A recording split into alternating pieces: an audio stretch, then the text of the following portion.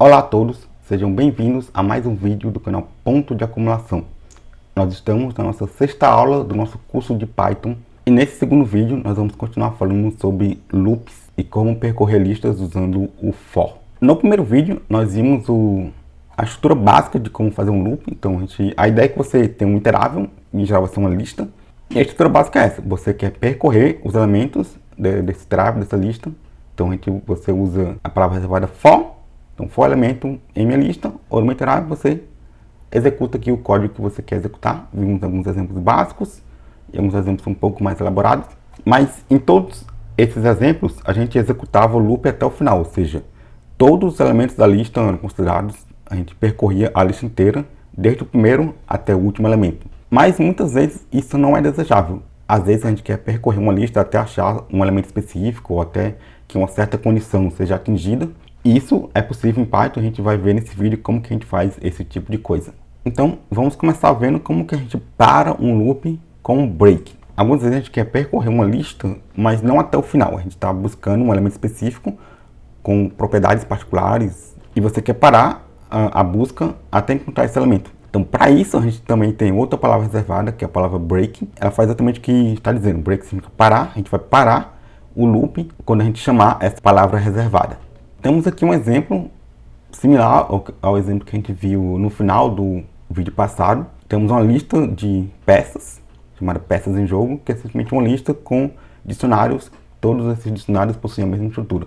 Nome da peça, a cor e a posição. E o que a gente quer fazer é encontrar o rei branco. A gente vai percorrer os elementos dessa lista até encontrar o elemento que a gente quer. E aí, para isso, a gente vai usar essa palavra reservada break, mas esse break tem que estar dentro de um condicional, porque senão você vai parar na primeira iteração.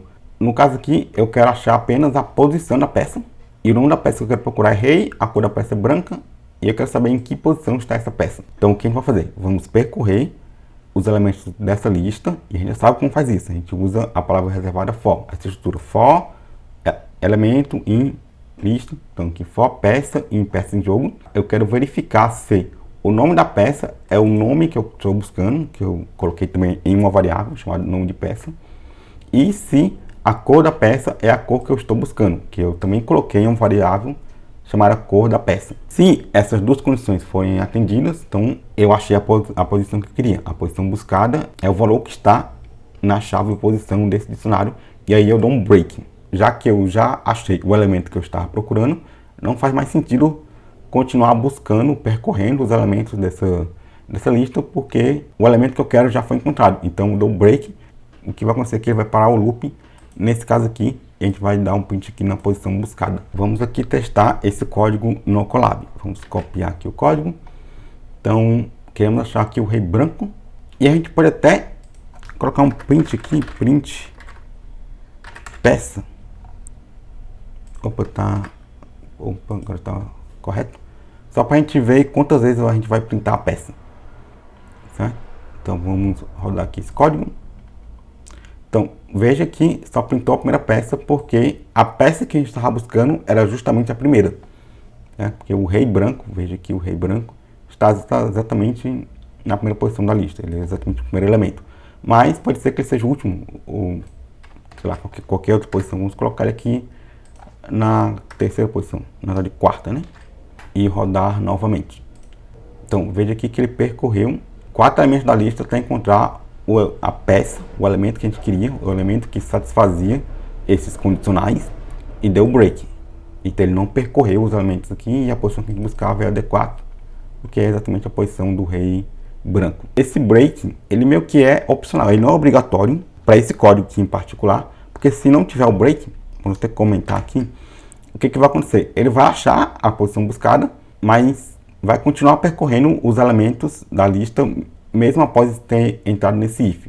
Não vai fazer a menor diferença na prática, porque só vai ter uma peça para a qual esse if vai ser satisfeito, mas o que vai acontecer é que a lista inteira vai ser percorrida. Vamos até rodar de novo esse código aqui. Então, veja que agora ele printou todos os 6 elementos da lista, mas a posição buscada continua sendo a D4, porque os dois elementos seguintes aqui ao rei, eles não satisfazem um condicional. O nome não é rei e a cor também não é branca, né? Tem que ser nome rei e cor branca para entrar nesse condicional e dizer que é essa posição buscada. E vamos brincar aqui, vamos supor que a gente está querendo achar outra peça. Vamos ver como a peça tem a torre. Ah, aqui é interessante, ó. Tem duas torres pretas, eu nem tinha percebido isso, né? Tem essa torre preta aqui, na E8, e uma outra torre preta na E8, tá errado isso aqui, né? Vamos dizer que tem uma torre preta na A8. E aí é uma coisa interessante, porque esse condicional aqui, o nome é torre. Vamos alterar aqui. Agora que eu tô com uma torre da cor preta. Esse condicional aqui, se eu percorresse todos os elementos da lista, esse condicional seria satisfeito duas vezes. Seria satisfeito aqui, quando eu estivesse analisando o terceiro elemento da lista, e seria satisfeito aqui, quando eu estivesse analisando o quinto elemento da lista. Porém, como tem um break, na primeira vez que essa condição for satisfeita, ele já vai parar.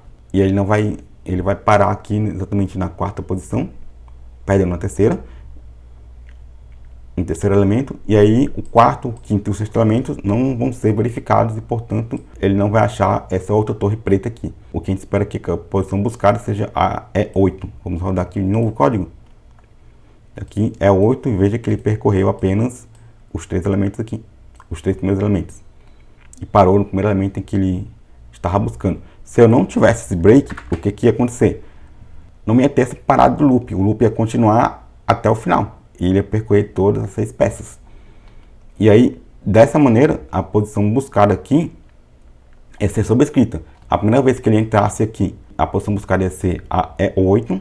Quando ele visse a quinta peça, o quinto elemento, esse E8 vai ser sobrescrito para A8. Vamos rodar aqui. Então, posição buscada A8 e percorrer todos os elementos. Aí talvez não seja interessante, talvez a gente queira armazenar as duas posições buscadas, não sei, mas você pode brincar aqui com esse código e armazenar todas as posições que satisfazem essa condição em uma lista, talvez, e printar. Mas eu só quis mostrar aqui a diferença de percorrer uma lista com e sem um break. Quando a gente coloca o break, vai parar na primeira condição satisfeita. Se a gente não coloca o break, vai percorrer tudo, mesmo que a condição seja satisfeita mais de uma vez. E aí tem um outro caso que pode acontecer, que é quando a condição não é satisfeita. Vamos voltar aqui para o break. E vamos colocar uma coisa que não existe aqui. Pode ser, não tem nenhum bispo aqui, né? Vamos colocar bispo. Não tem nenhum bispo, nem branco, nem preto. Então o que vai acontecer? Esse condicional nunca vai ser verificado, nunca vai ser true. Então essa posição buscada nunca vai ser sobrescrita. Note que ela começa como none. E aqui vai ficar claro porque que a gente tem que inicializar essa variável com um valor. Vamos rodar aqui o código. Esse código aqui vai rodar normal, só que ele vai printar none, porque eu inicializo essa variável como none, mas esse condicional nunca vai ser satisfeito, porque não tem nenhuma peça com o nome bispo. E, portanto, esse valor none nunca vai ser subscrito. Então, vamos rodar aqui. None aqui, percorreu todas as 6 peças. E aí, o que acontece se eu não inicializo essa variável? Se eu, por exemplo, comento aqui, vai dar um erro. Porque nesse ponto aqui, a variável não existe. Ela só passa a existir agora se entrar nesse condicional, mas esse condicional nunca vai ser satisfeito, então eu nunca vou entrar nesse bloco.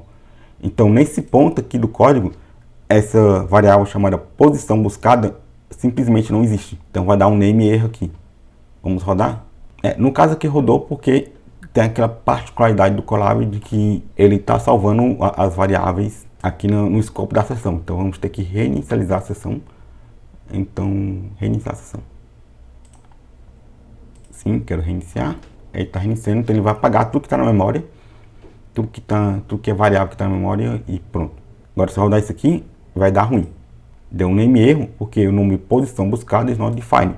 Por quê? Ela só é definida aqui nesse ponto do código, só que esse ponto do código nunca vai ser atingido nessas condições aqui que eu botei, né? Porque não tem nenhum bispo. Então, nesse ponto aqui, essa coisa simplesmente não existe. Então, é por isso que a gente tem que inicializar posição buscada com um valor. E é de praxe inicializar com um nome. No decorrer do código, se você realmente precisa dessa posição buscada, você tem que fazer uma verificação. Posição buscada is none. Se for none, você tem que fazer algum tratamento de erro. Então agora rodando, agora deu certo. E printou none aqui porque eu inicializei a variável como none. E esse condicional nunca foi verificado e eu nunca dei o break no for. Uma outra coisa interessante para se fazer quando a gente está trabalhando com iterações é dar um contínuo. A gente usa esse tipo de coisa quando a gente está entrando por elemento na lista, só que a gente não quer executar o código para todos os elementos. A gente só quer executar o código para alguns elementos em particular que satisfaçam certa condição. E aí, para os elementos que eu não quero que esse código seja executado, eu quero pular. E esse pular é feito usando essa palavra reservada contínuo. Então, novamente aqui, eu tenho uma lista das peças em jogo e eu tenho uma cor escolhida, que no caso aqui é cor preta, e eu quero só ver quais são as peças que tem essa cor preta. Ou seja, eu quero popular, quero armazenar nessa lista peça disponível, apenas as peças que tenha a cor que eu quero, que é a cor preta nesse caso. Então eu vou percorrer os elementos da lista e aqui eu tenho uma verificação. Se a cor não for a cor escolhida, for diferente da cor escolhida, eu dou um contínuo. Se ele chegar nesse condicional, ele vai olhar assim, continue, ou seja, continua para o próximo elemento da lista. Continua a iteração, pula esse elemento, tudo que está depois do contínuo vai ser simplesmente ignorado e ele vai passar para o próximo elemento da lista. Então bora ver no Colab como que isso aqui funciona. Então temos aqui o código que eu copiei e colei. Então mesma coisa, lista aqui com peças de jogo em formato de dicionários. E o que eu espero é que essa lista peças disponível contém apenas as cores, as peças das cores pretas. Então vamos rodar aqui o código. Então ele printou aqui. Normalmente vamos dar um pprint para ficar bonito, né? From pprint import pprint. Eu já importei o pprint lá em cima, só que eu reiniciei aqui a sessão, então o pprint não existe mais, então vou ter que importar novamente, né? Então, e aqui eu vou dar um pprint para ficar bonitinho. Então rodando aqui somente as peças pretas. Eu posso querer só as peças brancas, vamos brincar aqui. Eu quero que a cor seja branca. E aí quando eu rodo, então aqui só as peças brancas. Posso colocar uma cor que não existe, posso colocar, por exemplo, um número errado, branco. E aí essa lista vai ser vazia, né? Aqui, lista vazia porque eu digitei o nome errado aqui, né? Esse tipo de coisa que pode acontecer. Sempre bom verificar, questão de typo, de escrever o nome, alguma palavra errada. Porque isso é motivo, isso é a causa de muitos bugs. Escrever alguma coisa errada, alguma coisa estava errada da API, isso causa muito tipo de bugs, certo? Então vamos voltar aqui. E aí, um comentário que esse código aqui é equivalente a fazer a seguinte coisa. Vamos copiar aqui e colar. Eu estou dando um contínuo aqui, mas eu simplesmente poderia fazer o seguinte. Se a cor for a cor que eu quero, aí então eu dou append. E aí se não, eu tiro o contínuo, obviamente. E aí, se não, não tem um else, então simplesmente ignora. Então, rodando aqui, temos aqui as cores brancas. Só as peças das cores brancas.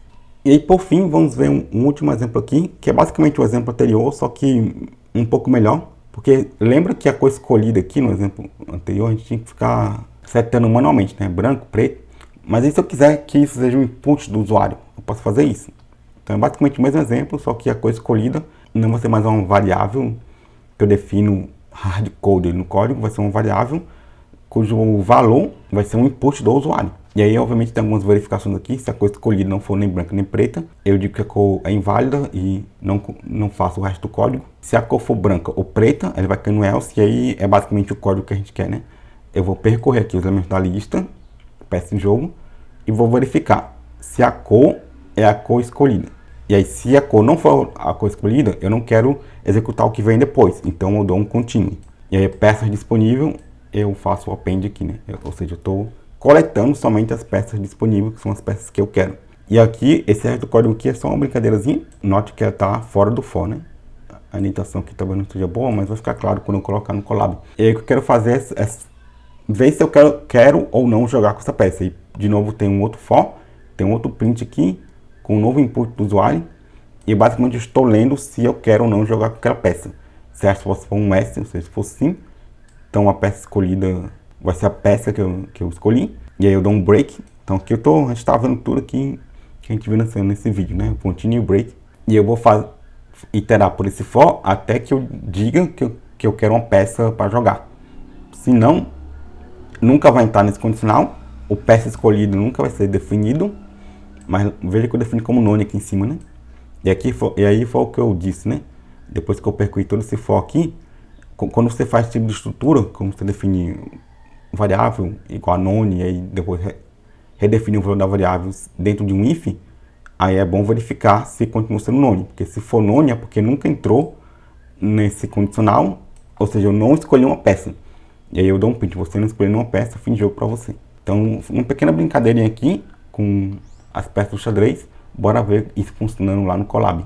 Copiei e colei o código, só repetindo, reforçando o que a gente vai fazer. Temos uma lista de peças em jogo, eu vou querer escolher uma cor, e se essa cor não for nem em branco nem preta, simplesmente não continuo, printo cor escolhida inválida, e o resto do código não é executado. Se não, eu faço esse pequeno for aqui para saber quais são as peças daquela cor, as peças disponíveis daquela cor, e depois faço um for sobre as peças escolhidas, de peças disponíveis, e dentre essas é que eu vou escolher a peça com a qual eu quero jogar. Então vocês já veem aqui uma certa interface com o usuário de um jogo de xadrez, né? É uma coisa bem simples, bem simplória, bem manual, um pouco até sacal, mas estamos começando a vislumbrar aqui o nosso jogo de xadrez sendo implementado em Python, né? Vamos rodar aqui e brincar com as várias opções que vai aparecer. Então, qual a cor escolhida, eu vou querer jogar com a branca. E aí, ele coletou quais são as peças brancas, né? E aí ele agora vai percorrer cada uma dessas peças brancas e vai perguntar se eu quero jogar. Quero jogar com rei em D4? Não. Então, vou botar aqui N. Pode ser N minúsculo, porque eu estou fazendo aqui um upper, né? Veja aqui que eu estou fazendo um upper. Então, esse N minúsculo aqui, ele vai converter para N maiúsculo. Deseja jogar com a rainha em C3? Vamos dizer que sim. E aí você escolheu a peça rainha. Vamos até ajustar isso aqui, porque eu sempre esqueço que ele bota um espaço a mais aqui. Vamos rodar o código novamente. Vamos dizer que eu quero de novo jogar com a branca. E aí, jogar com o rei em D4? Não. Jogar com a rainha em C3? Também não. Você não escolheu nenhuma peça. Fim de jogo para você, porque só tinha duas peças brancas, né? Aqui esse rei e essa rainha aqui. Vamos rodar de novo. Vamos escolher uma peça preta. Preta.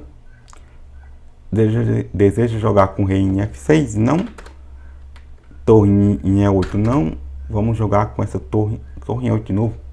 Acho que eu copiei, colei e deu errado, né? Cavalo em B5? Vamos dizer que sim. Então você escolheu a peça cavalo. E por fim, para testar, vamos testar esse condicional quando eu digito uma cor inválida, né? Vamos dizer que eu digitei preto. Lembra que é preta, não preto, né? Então, cor inválida, cor escolhida inválida. Então é isso, a gente testou nosso código, um pequeno código de brincadeira, que é um código para escolher a peça a ser jogada, e depois você pode fazer o que quiser com essa peça, pode ter um código a mais. Fica até aí como desafio. Pense numa coisa legal para fazer com essa peça escolhida e complemente esse código. É um exercício legal de criatividade e de implementação, obviamente. Porque é isso, né? Programação também é criatividade. Você tem que ser criativo e pensar em coisas que você pode querer fazer com o código, deixar o código mais incrementado. Sempre vale a pena ficar brincando com o código, porque é assim que a gente vai aprendendo. A gente só aprende, como eu sempre digo, colocando tudo em prática. É codando, escrevendo os códigos, errando, vendo os erros acontecendo, corrigindo os erros. Só assim que a gente aprende programação. Por hoje é só. Bons estudos e até a próxima.